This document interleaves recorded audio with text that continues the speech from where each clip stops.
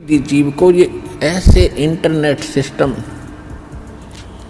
और ये media channels, projector, DVD, CD, mobile, chip, ये मेमोरी कार्ड बनाए दाता ने बनवाए।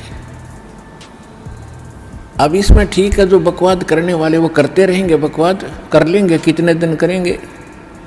देखो पुण्यात्माओं, आज गाने सुनते हो आप या फिल्म देखते हो टीवी पे या मोबाइल में, या बकवाद देखते हैं, सुनते हैं किसी चुटकुले वगैरह, घर में एक दुर्घटना घट जाए,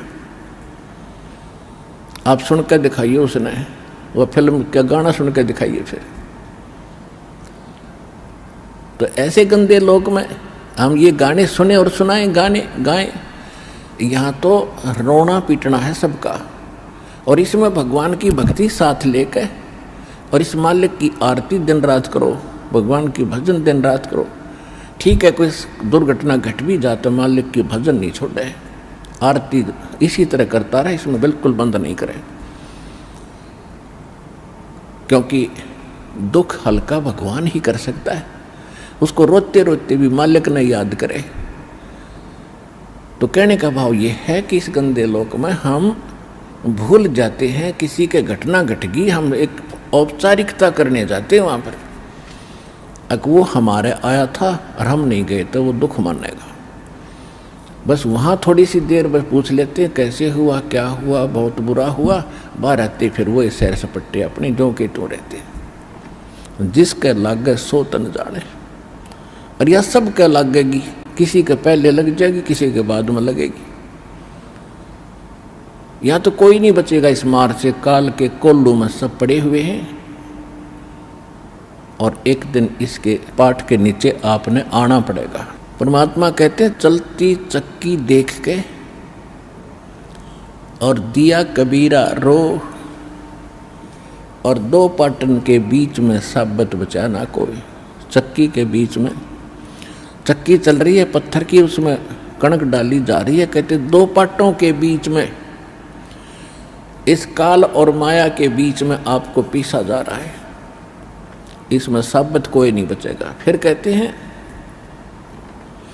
कि किले से लागा रहे ताका नाश न हो। हमने देखा कि हमारी माताएं हाथ से चक्की पीसा करती थी और उसमें एक किला होता था, किला बीच में एक ऐसे दोनों पाटों के बीच में सेंटर में पाट होते गोल गोल चक्कर पत्थर के, उसमें एक तो डंडा सा लगा होता था उसको घुमाने के लिए, और एक उनके सेंटर में एक सुराख सा होता था, उसमें एक लकड़ की ऐसे गोल सी लंबी लंबी सी एक लगी हुई थी गुटका सा, और उसके चारों तरफ उसके खाली स्थान होता था, उसको किला बोलते थे। अब जो कणक उस किले में पड़ गई वह तो ज्यों की त्यों रहती थी, उस पर उन दोनों पाटों का असर नहीं होता था, और जो उन दो पाटों के बीच में आ गई वह सारी पीस दी जाती थी। तो यहाँ परमात्मा कहते हैं किले से लागा रहे ताका नाश ना हो।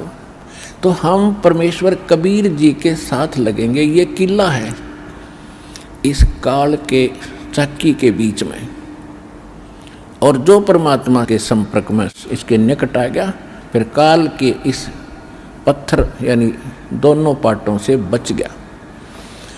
तो जो परमेश्वर कबीर जी की शरण में आप आगे, तो आप उस काल के कोल्लू से, उस चक्कर से यानी पिसने से बच जाओगे। तो प्रसंग चला था कि हम परमात्मा कहते हैं झूठे सुख को सुख कह ये मान रहा मनमोद, ये सकल चबी ना काल का कुछ मुख में कुछ क्रोध। तो परमात्मा ने ये आग पहले नहीं लगने दी शिक्षा की, और कितना प्यार, कितनी आधीन्य, कितनी विनम्रता।